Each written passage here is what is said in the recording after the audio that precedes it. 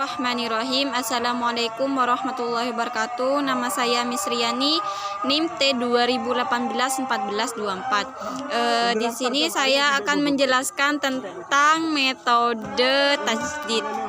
Metode sendiri dalam KBBI adalah suatu cara teratur yang digunakan untuk melaksanakan suatu pekerjaan agar tercapai sesuai dengan yang dikehendaki atau sesuai dengan apa yang diinginkan. Tajdid sendiri adalah berasal dari kata bahasa Arab, yaitu dari kata jaddada yujaddidu tajdidan, artinya terbaru atau menjadi baru. Jadi, dapat disimpulkan metode tajdid adalah suatu cara yang menggabungkan dua metode, yaitu struktural analitik sistematik murni dan mnemonik. Struktural analitik sistematik itu lebih menitik beratkan kepada anak didik agar berpikir analisis dan sistematis. Sedangkan mnemonik yaitu agar peserta didik lebih mengenal huruf-huruf hijaiyah menggunakan kata kunci agar selalu diingat dan agar menjadi suatu yang terbaru. Terima kasih. Assalamualaikum warahmatullahi wabarakatuh. Assalamualaikum warahmatullahi wabarakatuh. Di sini saya akan mempresentasikan terkait dengan sejarah tajdid dengan penerapan tajdid. Di sini ada beberapa memang dinamika sebelum adanya yang namanya tajdid. Dinamika dan adu kekuatan antara pembaruan konservatif atau yang selalu menengok Islam ke masa lalu, dan pembaruan progresif yang ingin merekonstruksi Islam untuk masa depan. Itu merupakan salah satu agenda laten yang dilakukan umat Islam sebelumnya dulu. Di situ ada beberapa yang memang memiliki dasar kuat pada warisan pengalaman sejarah kaum muslim dulu. Jadi tajdid itu merupakan salah satu bentuk implementasi ajaran Islam setelah Nabi Muhammad SAW itu wafat. Di sini tajdid merupakan tema yang sebenarnya sudah lama ada dalam dimensi kaum muslim di dunia Islam. Dan kenyataannya gerakan tajdid tersendiri itu muncul dalam bentuk beragam yang masing-masing mencerminkan jawaban kaum muslim terhadap persoalan yang mereka hadapi dalam waktu dan tempat tertentu. Di dalam sejarah itu tercatat bahwasanya kejayaan Islam itu pernah terjadi pembaruan pemikiran dari pola tradisional konservatif ke pola rasional modern, sebagaimana dilakukan oleh aliran Mu'tazilah sebagai respon terhadap perkembangan budaya dan sosial yang ada ketika itu. Dalam perkembangan selanjutnya, sesuai dengan pernyataan di awal bahwasanya pembaruan atau tradisi atau tajdid mengemban misi ganda. Yang pertama, upaya mengimplementasikan ajaran Islam sesuai dengan tantangan perkembangan zaman. Yang kedua, mengembalikan semua bentuk kehidupan keagamaan pada contoh zaman awal Islam. Yang pertama ini biasa disebut sebagai pembaruan, terus yang kedua biasa disebut dengan pemurnian. Di sini kita tajdid atau penerapan tajdid. Metode tajdid mengadop metode-metode. Di sini ada beberapa penerapan ada beberapa penerapan. Kalau kita ambil penerapan dalam KBBI itu adalah pelaksanaan. Dalam pelaksanaan di sini melaksanakan suatu kegiatan yang sudah direncanakan tujuannya secara berkesinambungan dan sudah terprogram. Dalam hal ini kita menggunakan metode tajdid atau penerapan tajdid. Di sini ada beberapa metode tajdid dalam pembelajaran modern yang sudah populer di dunia pendidikan terutama. Pembelajaran Al-Quran menggunakan metode tajdid itu menggunakan pendekatan global atau gestalt psikologi dalam mengenalkan huruf atau bunyi, menggunakan pendekatan kalimat yang dimengerti oleh anak atau siswa atau santri. Pendekatan ini digunakan untuk mengenalkan seluruh huruf hijaiyah. Di sini ada beberapa penerapan yang digunakan dalam pembelajaran Al-Quran menggunakan tajdid. Nah, di sini yang pertama adalah ada teknik bernyanyi.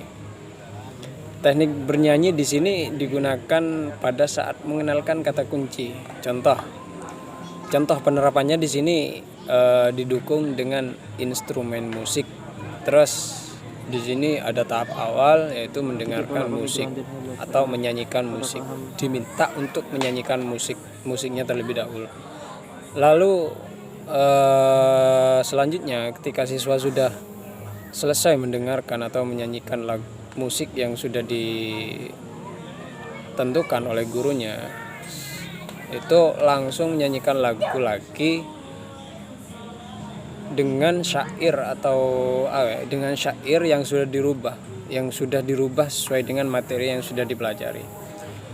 Terus yang kedua ada teknik tepuk tangan, teknik tepuk. Nah, di situ gunakan atau menanamkan konsep hak ketekan tiap-tiap huruf dan ketika mengajarkan mat atau bacaan.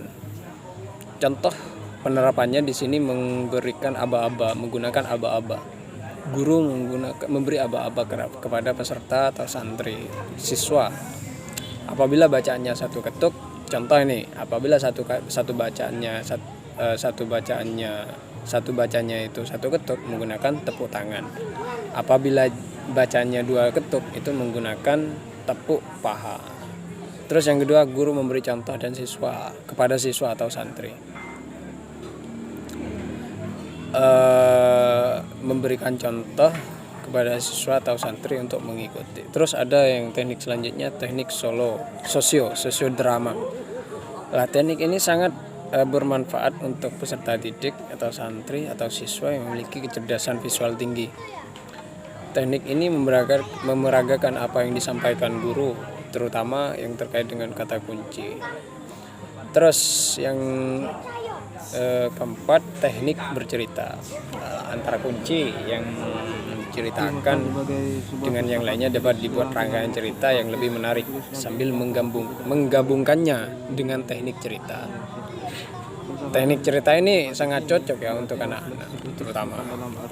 Terus ada yang kelima, teknik klasikal. Ketika menggunakan alat peraga pembelajaran banyak dilakukan secara klasikal kan.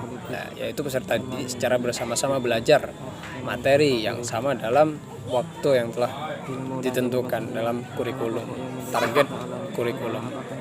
Nah, begitu pula ketika menuntun lagu Hijaz.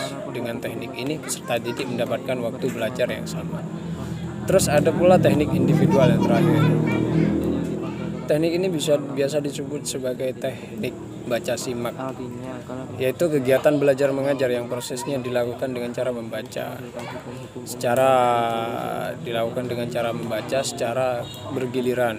Contoh, satu murid membaca, terus yang lainnya memperhatikan. Dan di situ ada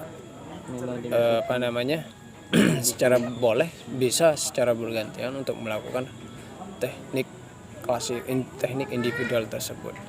Jadi di situ banyak untungnya juga terhadap peserta yang membaca dan juga yang mendengarkan gitu.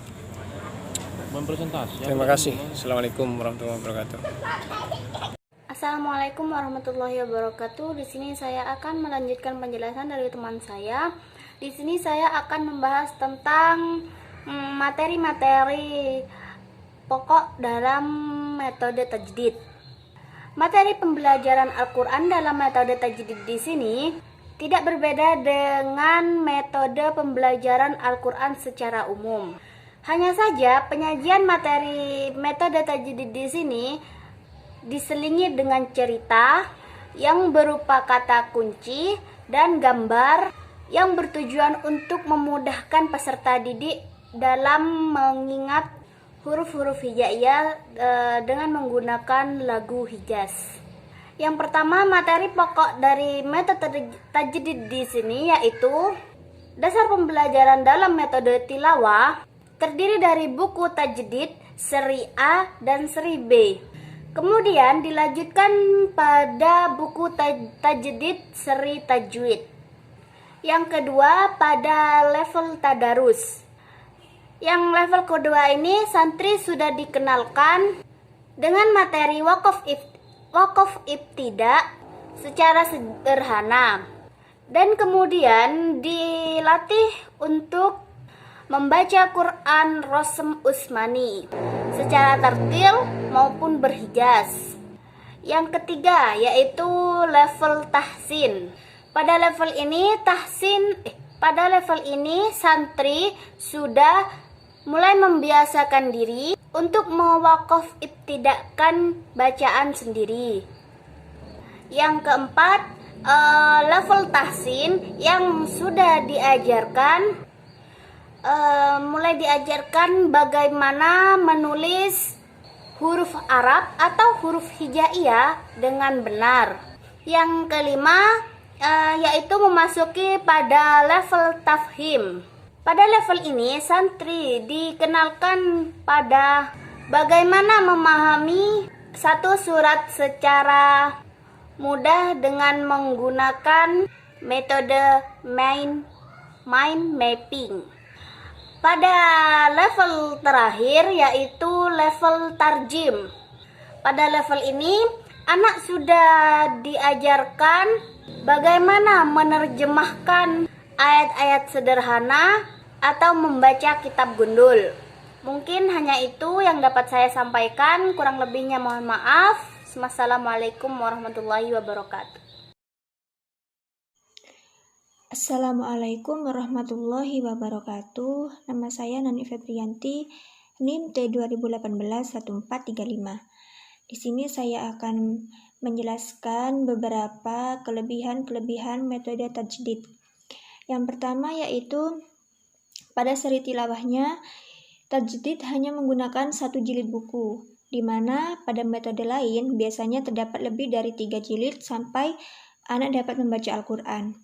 Yang kedua, yaitu metode tajdid memadukan antara sas murni atau struktur analitik sintetik, sehingga anak tidak lagi harus menghafal huruf hijaiyah satu persatu, namun sudah terangkai dalam beberapa kata kunci.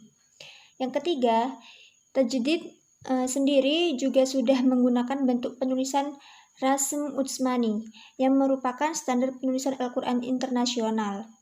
Yang keempat, dalam seri tajwidnya, tajdid memperkenalkan materi dengan cara yang lebih sederhana dan menyenangkan, dengan simbol-simbol pada Al-Quran Rasm Utsmani. Yang kelima, memakai nada hijaz yang menyenangkan pada tartilnya, sehingga anak tidak mudah bosan dengan Al-Quran. Yang terakhir yaitu tajdid sudah memiliki desain sekolah tahfidz yang mentargetkan siswa-siswinya lulus dengan kompetensi minimal hafal 3 juz. Terima kasih. Hanya itu yang bisa saya jelaskan, kurang lebihnya mohon maaf. Wassalamualaikum warahmatullahi wabarakatuh. Assalamualaikum warahmatullahi wabarakatuh. Baik, di sini nama saya Saudari Fitria Fajarianti, NIM T2018-1410. Di sini saya akan menjelaskan tentang kelemahan dari metode tajdid. Yang pertama yaitu sulitnya anak dalam mengenal huruf hijaiyah jika ditulis serangkai. Yang kedua, kurangnya contoh bacaan yang terdapat dalam Al-Quran. Yang ketiga, metode tajdid ini masih terbatas untuk kalangan umum karena cetakan buku metode tajdid ini sangat terbatas. Yang keempat, kurangnya media belajar. Yang kelima, materi yang ada dalam buku metode tajdid tidak diajarkan semua. Yang keenam, peserta didik kesulitan pada saat melafalkan huruf hijaiyah dan menggerakkan tubuh secara bersamaan. Mungkin hanya itu yang dapat saya sampaikan, kurang lebihnya mohon maaf. Assalamualaikum warahmatullahi wabarakatuh.